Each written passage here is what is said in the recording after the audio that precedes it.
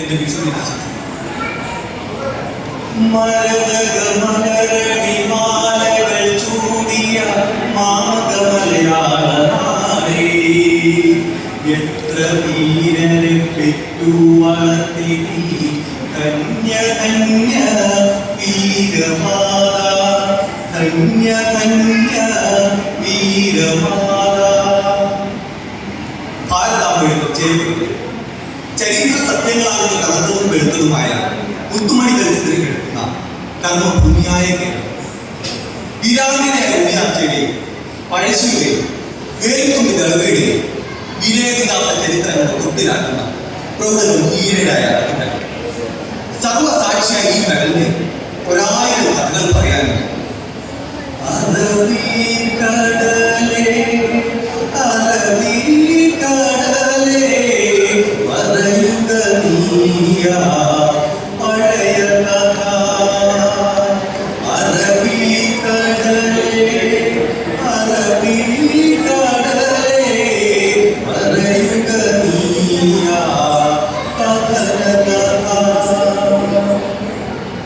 അറബിക്കടലിന്റെ തീരത്തിൽ അഭിമാനത്തോടെ തലയുയർത്തിയിരിക്കുന്ന ഒരു കോട്ട. അതാണ് നിങ്ങൾ കാണുന്നില്ലേ, ഇടിഞ്ഞു തകർന്നതെങ്കിലും ഇന്നും പ്രാവ് നഷ്ടപ്പെടാൻ നിൽക്കുന്ന ആ കോട്ടയെത്തുന്നു. അവരുടെ അഭിമാനത്തിൻ കോട്ട മാമലനാടിൻ വെന്നിക്കൊടിയാൽ പാറി വിളങ്ങും വൻകോട്ട. ചേരമാൻ പെരുമാറോട് ചത്തും കൊന്നും അടക്കി വാഴാനുള്ള ഉത്തരവും അവിടുത്തെ കരസ്പർശവും കൊണ്ട് പരിപാവനമായ ഉടമാനം വാങ്ങി പല നാട്ടിൽ ഒരു മഹാസാമ്രാജ്യം പടുത്തുയർത്തിയ മാനവിക്രമ സ്വരൂപത്തിന്റെ പ്രതിനിധിയായ കോഴിക്കോട് സാമുദ്രികയ്ക്ക് നിങ്ങൾക്ക് അവരുടെ വലങ്ങളില്ലാത്തായിരുന്നു മരക്കാർ കുടുംബം. ആ മരക്കാർ കുടുംബത്തിലെ പേരും പെരുമയും കേട്ട കുഞ്ഞാലി മരക്കാം ക്ഷീരദേശാഭിമാനിയായ കുഞ്ഞാലി മരക്കാം. അതാണ് കഥ കുഞ്ഞാലി മരക്കാം. വൈദേശികരുടെ സാമ്രാജ്യപ്രതി കടലിന്നർക്കെത്തിയവൻ പിറന്ന നാടിൻ അഭിമാനം താൻ വാൾമുനയാലെ കാത്തൊരു വീരൻ. നമുക്ക് ആ കോട്ടയിലേക്ക് കടക്കാം. തണുത്ത കടൽക്കാറ്റിലേക്ക് വാരവും ഭൂമിയും ഒരുപോലെ വരച്ചു നിൽക്കുന്ന ഒരു മുന്നോട്ടിനെ കോട്ടയുടെ തീവാറിലൂടെ ഉരുകുന്ന മനസ്സുമായി ആരെയോ പരീക്ഷിച്ചുകൊണ്ട് ഒരു വൃദ്ധ കാത്തിരിക്കുന്നു. അവരുടെ വിതുമ്പുന്ന ചുണ്ടുകളിൽ അസ്പഷ്ടമായ ചില വാക്കുകൾ കേൾക്കുന്നു.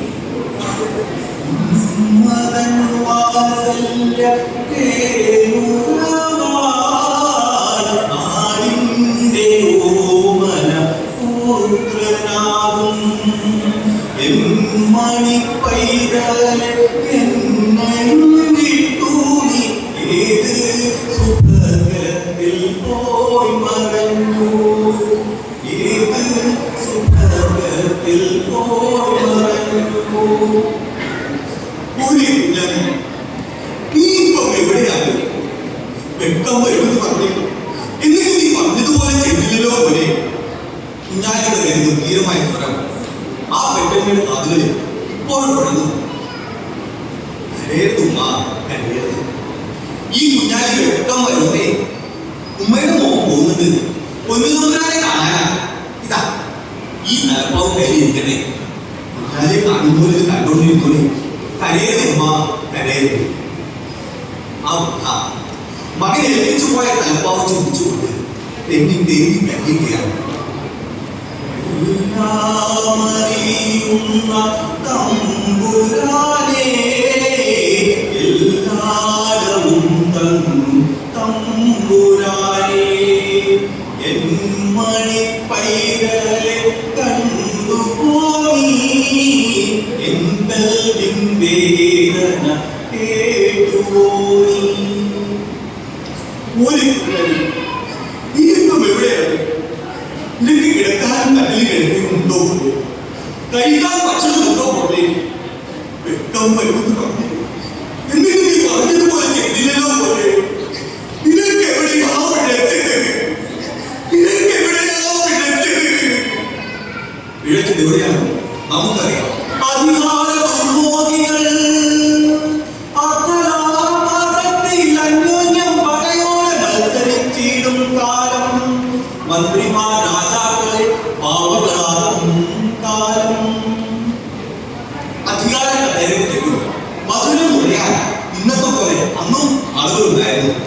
അതിൽ പ്രധാനിയായിരുന്നു സാമൂതിരിയോട് കോകിലകത്തെ കാര്യക. ചാരിയത്തും പൊന്നാനിയും കോട്ടകെട്ടി രാജ്യതന്ത്രത്തിന്റെ മറവിൽ വെച്ച് പറങ്കികൾ മാറ്റിയിട്ടുള്ള സ്വരൂപം തട്ടിയെടുക്കാൻ നോക്കുന്ന കാലം അറബിക്കടൽ അവരുടെ അഴിഞ്ഞാട്ടത്തിന് രംഗമായി മാറി. തിരമുറിച്ചോടിയടുക്കും വിദേശികൻ അധികാരമോഹം നിലക്കുതിർത്താൻ ഈനാളമായി ഉയർന്നവൻ ദേശത്തിൻ മാലാഭിമാനം കുടിപറത്താൻ. അധികാരം ഉൾപ്പെടുന്ന വിദേശികളുടെ ആക്രമണത്തിൽ കുഞ്ഞാലി തീരമായി ചെറുത്തു. ശക്തി കൊണ്ട് കുഞ്ഞാലിയെ തോൽപ്പിക്കാൻ ആർക്കും കഴിയുമെന്ന് മനസ്സിലാക്കിയ പറങ്കികൾ കുഞ്ഞാലിയെ സാമൂതിരിയുടെ കൂട്ടത്തിൽ നിന്നും പിണക്കി അകറ്റുവാൻ തന്ത്രങ്ങൾ പ്രയോഗിച്ചു തുടങ്ങി. അതിനായി കുഞ്ഞാലിയുടെ ഉയർച്ച അസൂയ നിന്ന മറ്റു മനുഷ്യന്മാരെ അവർ അതിനായി ഉപയോഗിച്ചു. ആ അസൂയാലുകൾ വിദേശികളുടെ പുസ്തകത്തിൽ സമർത്ഥമായി കൊണ്ടുവന്നു കുഞ്ഞാലിയെ സാമൂതിരിയുടെ ശത്രുവാക്കി.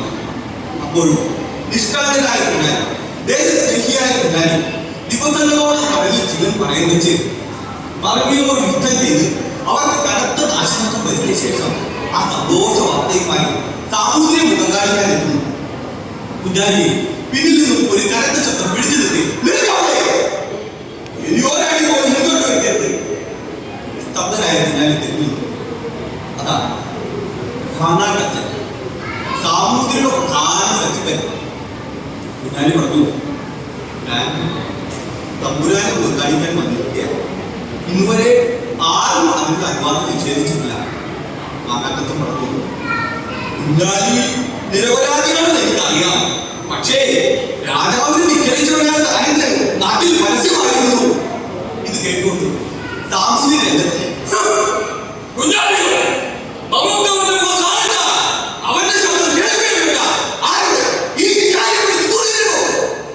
സാമൂതിരിയുടെ ആ ശബ്ദം കേൾക്കേണ്ട കഴിഞ്ഞതിന്റെ പടന്മാർ കുഞ്ഞാലി വളഞ്ഞു. പിന്നെ അവർ നടന്നത് ഒരു വലിയ സംഘട്ടമായിരുന്നു.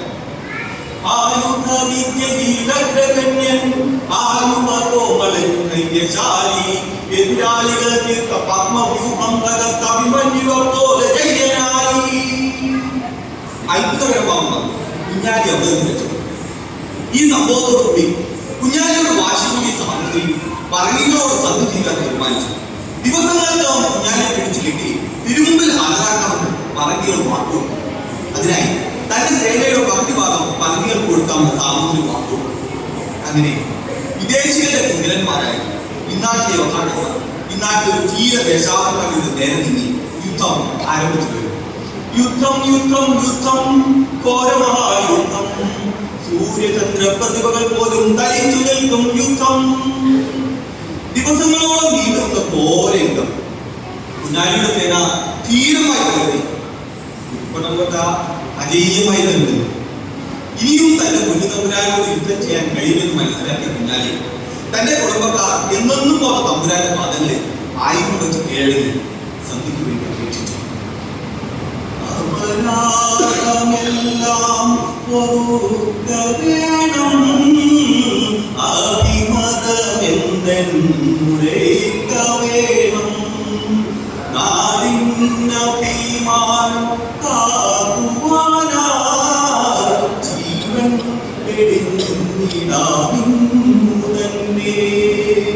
ജീവൻ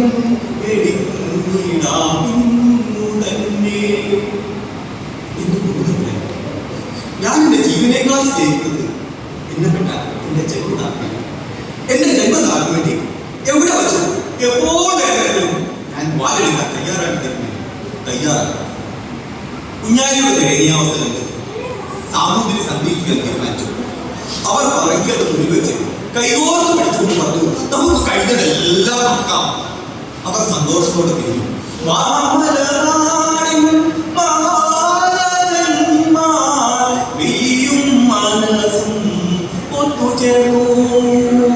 മനസ്സിലെ മാറാല തട്ടി തുടച്ചവർ അന്യോന്യം അന്യോന്യം തിരിച്ചറിഞ്ഞു, തമ്മിൽ തിരിച്ചറിഞ്ഞു. പെട്ടെന്ന് പുറത്തുനിന്നൊരു ബഹളം കേട്ടു. രണ്ട് പടന്മാർ നീൽ അങ്ങോട്ട് കയറി ചെന്ന് പറഞ്ഞു, തിരുമേനി തട്ടിക്കൊണ്ടുപോയി. എന്ത് അവർ തമ്മിൽ വഞ്ചിക്കുകയായിരുന്നല്ലേ? അതെ, കുഞ്ഞാലി ഇല്ലെങ്കിൽ സാമൂഹ്യം നമുക്ക് ഒന്നും തന്നെ ഉണ്ടെന്ന് മനസ്സിലാക്കി മടങ്ങിയത് കുഞ്ഞാലിയുടെ ഓരോ അവയവവും അളന്നു കുറിച്ചവർ കെട്ടി നോക്കി.